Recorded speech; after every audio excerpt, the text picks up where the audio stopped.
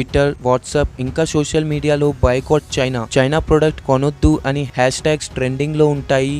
కానీ OnePlus 8 Pro launch అయిన 90 సెకండ్లో మొత్తం ఫోన్స్ అమ్ముడుకుపోతాయి. ఇంకా మనం ప్రధాని మోదీ విషయానికి వస్తే ఒక తప్పుడు స్టేట్మెంట్ ఇచ్చారు అని చెప్పుకోవచ్చు. ఆ తప్పుడు స్టేట్మెంట్ ఏంటి, LAC అంటే ఏంటి, LAC హిస్టరీ ఏంటి, ఇండియాకి చైనాకి మధ్యన జరిగిన అగ్రిమెంట్ ఏంటి, 1962 వార్ ఇండియా ఎందుకు ఓడిపోయింది, ప్రస్తుతం బార్డర్ దగ్గర ఎక్కడ గొడవలు వస్తున్నాయి, ఇంకా చాలా విషయాల గురించి ఈ వీడియోలో మీరు తెలుసుకోబోతున్నారు. వీడియోని ఎప్పట్లాగే పూర్తిగా చూడండి, మీ నాలెడ్జ్ ని పెంచుకోండి. నేనండి ప్రశాంత్ ని, నాలెడ్జ్ హౌస్ కి మీ అందరికీ స్వాగతం.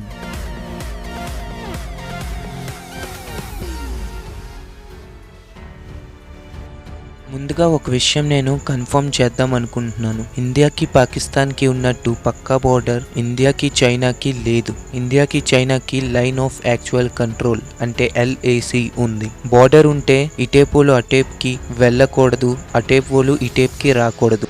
ఇండియాకి చైనాకి ఇప్పటికీ కూడా బార్డర్ దగ్గర చాలా కన్ఫ్యూజన్. ముందుగా అసలు జూన్ 15వ తారీఖున LAC దగ్గర ఏమయ్యిందో తెలుసుకుందాము. చైనా ఆర్మీ ఇండియా LACలోకి వచ్చి టెన్స్ వేసి బంకర్స్ కట్టారు. ఇది గమనించినప్పుడు ఇండియన్ సోల్జర్స్ వెనక్కి వెళ్ళిపోండి అని అంటే దానికి చైనా ఆర్మీ ఒప్పుకోలేదు. తర్వాత రెండు దేశాల హై ర్యాంక్ ఆఫీసర్స్ కూర్చొని మాట్లాడుకున్నాక చైనా వెనక్కి వెళ్ళిపోవడానికి ఒప్పుకుంది. కానీ మళ్ళీ తర్వాత రోజు ఫింగర్ 4 దాకా వచ్చేసింది. ఫింగర్స్ ఏంటి అన్నది మీకు వీడియోలో ముందు తెలుస్తుంది. అయితే కర్నల్ సంతోష్ బాబు కొంతమంది సైనికులతో అక్కడికి వెళ్లారు. చైనీస్ ఆర్మీతో మాట్లాడుతుండగా కర్నల్ సంతోష్ బాబుని వెనక్కి తోసింది చైనీస్ ఆర్మీ. దాంతో అతను కింద పడిపోయారు. ఇది చూసిన ఇండియన్ సోల్జర్స్ చైనా ఆర్మీ మీదకి దాడికి దిగారు. అక్కడున్న టెంట్స్ కాల్చేశారు. తర్వాత రాత్రి 9 గంటలకు ఎక్కువ మంది సైనికులతో చైనా ఆర్మీ వచ్చి ఇండియా సైనికుల మీద దాడి చేసింది. ఈసారి పెద్దరాయ కర్నల్ సంతోష్ బాబుకి తగలడం వల్ల గల్వాన్ నదిలో పడిపోయారు. ఇంకా జవాన్లు అమరులు అయ్యారు. ఇది 15 జూన్న జరిగిన విషయం. ఈ LAC దగ్గర రెండు దేశాల సైనికులు కూడా రాళ్లు విసురుకోవడమో, చేతులతో తోసుకోవడమో, కొట్టుకోవడమో చేస్తారు కానీ తుపాకీలు కానీ బాంబులు కానీ అక్కడ వాడరు. ఇలా ఎందుకు అన్నది మీకు వీడియోలో ముందు తెలుస్తుంది. చైనా ఫింగర్ 4 వరకు ఆవరించాలి అని ఎందుకు అనుకుంటుంది అంటే ఫింగర్ 4 ఎత్తులో ఉంది. ఎత్తులో ఉన్న వాళ్ళకి యుద్ధం చేయడం చాలా సులువు. ప్రస్తుతం చైనా కూడా ఎత్తులోనే ఉంది.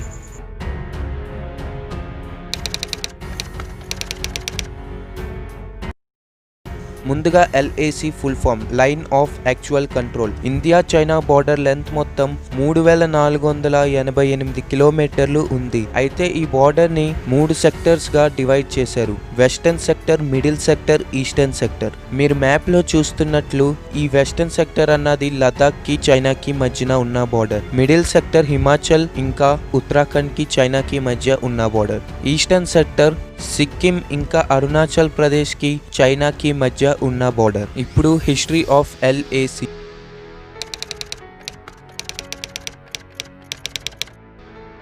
1914లో బ్రిటిషర్స్ ఇండియాని పరిపాలించేవారు. మ్యాప్ లో మీరు ఇప్పుడు చూస్తున్నారు కదా, ఈ టిబెట్ అప్పుడు చైనా భాగం కాదు. అయితే అప్పుడు ఈ బ్రిటిషర్స్ ఇండియాకి టిబెట్ కి మధ్య హిమాచల్ ప్రదేశ్ లో షిమ్లాలో ఒక మీటింగ్ పెట్టారు. మరి అప్పటి ఫారిన్ మినిస్టర్ బ్రిటిష్ ఇండియాకి హెన్రీ మెక్మోహన్. అయితే ఈ మీటింగ్ లో బార్డర్ ని మెక్మోహన్ గీశారు. టిబెట్ కూడా దానికి అంగీకరించింది. మెక్మోహన్ గీసిన లైన్ 878 కిలోమీటర్లు ఉంటుంది. అది మీరు ఇప్పుడు మ్యాప్ లో చూస్తున్నారు. అరుణాచల్ ప్రదేశ్ కి చైనాకి మధ్య ఉన్న బార్డర్. మొత్తానికి 1947లో ఇండియాకి స్వతంత్రం వచ్చింది. బ్రిటిషర్స్ ఇండియాని వదిలి వెళ్ళిపోయారు. నెహ్రూ ప్రధానమంత్రి అయిపోయారు. అయితే తర్వాత 1949లో చైనా టిబెట్ ని ఆక్రమించింది. తర్వాత చైనా ఆ బార్డర్ కి ఒప్పుకోలేదు. టిబెట్ అన్నది చైనాదే ఒక భాగం. చైనా ఈ అగ్రిమెంట్ కి ఒప్పుకోవట్లేదు అని 1959లో జనవరిలో ఇండియాకి లెటర్ పంపించింది చైనా. ఆ తర్వాత 1962లో మాకింకా రావాల్సిన స్థలం ఉన్నది అని, బార్డర్ కరెక్ట్ కాదు అని ఈ కారణం చూపించి అప్పుడే ఇండో-సినో వార్ చైనా చేసింది. అప్పట్లో ఇండియా ఆర్మీ అంత స్ట్రాంగ్ కాదు కాబట్టి ఇండియా ఆ వార్ ని ఓడిపోయింది. ఆ వార్ లో ఇండియా దగ్గర ఉన్న అక్సా చీన్ చైనా కబ్జా కబ్జా చేసింది, ఆక్రమించుకుంది. దాని తర్వాత ఇండియా ఇంకా ఆ అక్సా చీన్ ప్లేస్ ని ఏదైతే అక్కడ జగా ఉన్నదో అది వెనక్కి తీసుకోలేకపోయింది. ఇప్పటికీ కూడా అక్సా చీన్ చైనా అండర్లోనే ఉన్నది.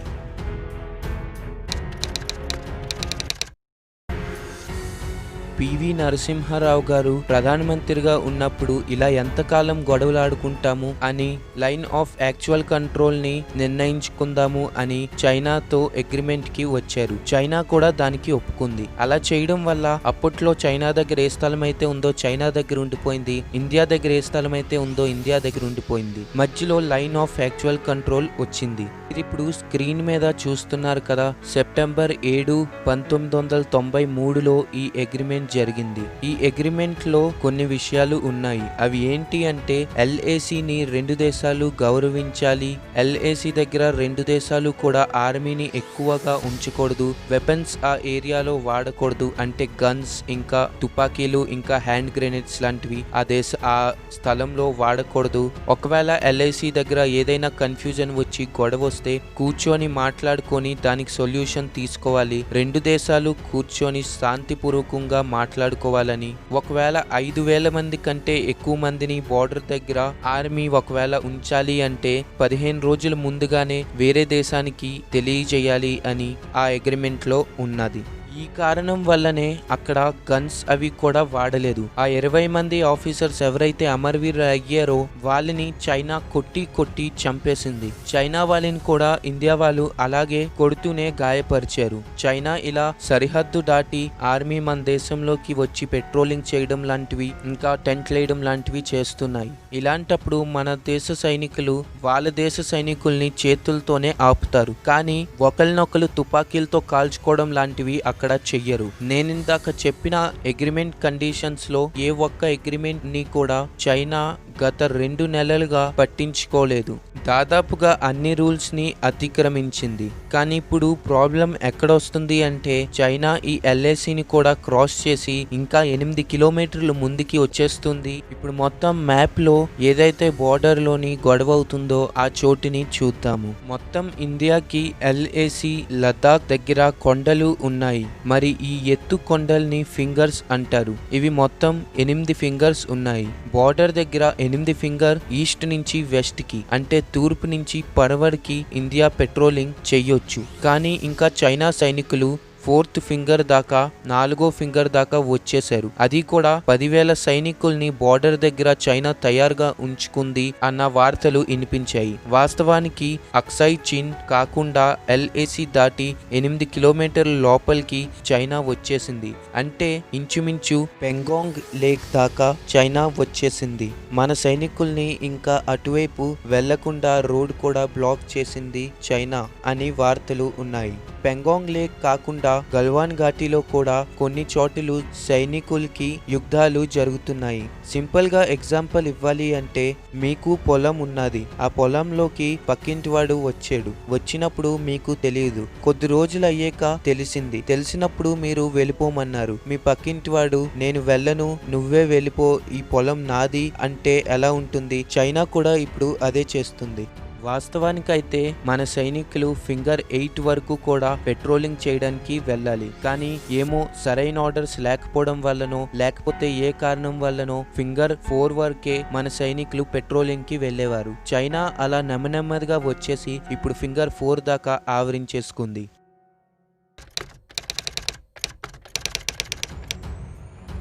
ప్రధాని మోదీ విషయానికి వచ్చేస్తే చైనా సైనికులు ఇండియాలోనే ఉన్నారు అన్న విషయం అందరికీ తెలిసిందే. వీడియోస్ లో శాటిలైట్ ఫొటోస్ లో చైనా ఆర్మీ టెంట్స్ క్లియర్ గా కనిపిస్తున్నాయి. మరి ఇలాంటి సమయంలో ప్రధాని మోదీ అసలు మన దేశంలో ఎవరూ లేరు, మన దేశంలో ఏమీ జరగలేదు అని అన్నారు. ఒక్కసారికి అందరూ షాక్ అయ్యారు.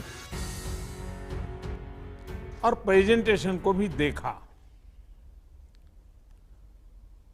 न वहां कोई हमारी सीमा में घुस आया है, न ही कोई घुसा हुआ है, न ही हमारी कोई पोस्ट किसी दूसरे के कब्जे में है। ఈ స్పీచ్ ఇచ్చిన కొంత నిమిషాల్లోనే చైనా జర్నలిస్ట్ షేన్ చౌన్ ట్వీట్ చేశారు. మీరే చూడండి. ఈ ట్వీట్ లో ఏమని ఉంది అంటే, ఇండియన్ టెరిటరీలో ఏమీ జరగలేదు అని మోదీ అన్నారు. ఏదైతే సంఘటన జరిగిందో అయితే అది చైనీస్ టెరిటరీ అంటే చైనా స్థలంలోనే జరిగింది అని ఆ ట్వీట్ లో రాసున్నది. మన ప్రధాని మోదీ అన్న మాటలు బట్టి రెండు అర్థాలు వస్తున్నాయి. ఒకటి, చైనా సైనికులు మన బార్డర్ లోకి రాలేదు అంటే ఆ స్థలం చైనాది అన్న లెక్కలోకి వస్తుంది. రెండోది, మన 20 మంది జవాన్లు ఎవరైతే అమరవీధులు అయ్యారో, వాళ్ళ ప్రాణాలు త్యాగం చేశారో, వాళ్ళు కోరుండి చైనాలోకి వెళ్లి వాళ్ళతో గొడవ పడ్డారు అన్న అర్థం కూడా వస్తుంది. సో ఇది మొత్తం జరిగింది. ఇప్పుడు ఇంకా చైనా మోదీ ఇచ్చిన స్టేట్మెంట్ నే పట్టుకొని అది మా స్థలము, మేము ఉన్నాము అనే ఛాన్సెస్ ఎక్కువ ఉన్నాయి.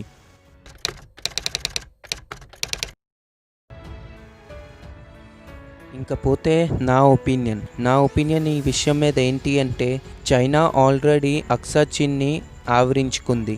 ప్లస్ అరుణాచల్ ప్రదేశ్ కూడా చైనాకే వెళ్ళాలి అని క్లెయిమ్ చేసుకుంటుంది. చైనా దృష్టిలో అరుణాచల్ ప్రదేశ్ని మనం ఆవరించుకున్నాం కాబట్టి చెల్లుకి చెల్లు అయిపోయింది. కానీ ఇంకా ముందుకొచ్చి ఇంకా స్థలం మాకు రావాలి అని చైనా అనడం అన్యాయం.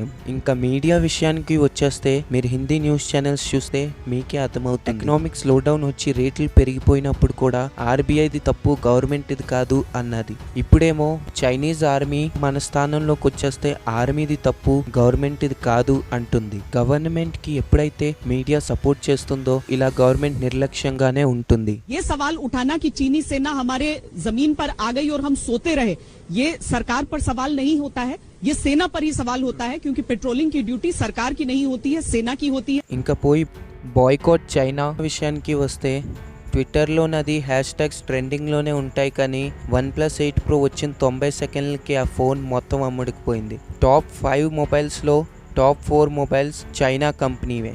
అంటే మీరు అర్థం చేసుకోవచ్చు, బాయ్కాట్ చైనా మనం ఎక్కువ రోజులు చెయ్యలేము. ఎవరిని కూడా మంచి మొబైల్స్ కొనుక్కోవద్దు అంటే ఎవరు వింటారు? కాబట్టి ఇండియాయే మ్యానుఫ్యాక్చర్ చేయాలి. వీలైనంత వరకు ఇండియా ప్రొడక్ట్స్ తయారు చేయాలి. అలా చేస్తే మార్కెట్ మన చేతుల్లోనే ఉంటుంది. ఇండియా ప్రొడక్ట్స్ మనం కొనుక్కోవచ్చు. ఆత్మనిర్భర్ భారత్ అని చెప్పి మోదీ సర్కార్ దీనికి పథకం కూడా పెట్టింది. ఇలా ఇండియాలో మ్యానుఫ్యాక్చరింగ్ చేస్తే అప్పుడు ఇండియన్స్ అందరూ ఇండియా ప్రొడక్ట్స్ కొనుక్కుంటే, చైనా ప్రొడక్ట్స్ కొనడం మానేస్తే చైనాకి నష్టం అవుతుంది, ఇండియాకి లాభం కూడా అవుతుంది. ఇది అవ్వడానికి చాలా టైం పడుతుంది. మీ ఒపీనియన్ కూడా కామెంట్ బాక్స్లో కమెంట్ చేయండి. ఈ వీడియో నచ్చితే లైక్ చేసి మీ ఫ్రెండ్స్తో కూడా షేర్ చేయండి. మరిన్ని ఇంట్రెస్టింగ్ టాపిక్స్ లేదా నాలెడ్జబుల్ ఫ్యాక్ట్స్ కోసం ఛానల్ని సబ్స్క్రైబ్ చేయండి. పక్కనే ఉన్న గంటని కూడా కొట్టండి. నేను ఏ వీడియో అప్లోడ్ చేసినా మీకు నోటిఫికేషన్ వచ్చేస్తాయి.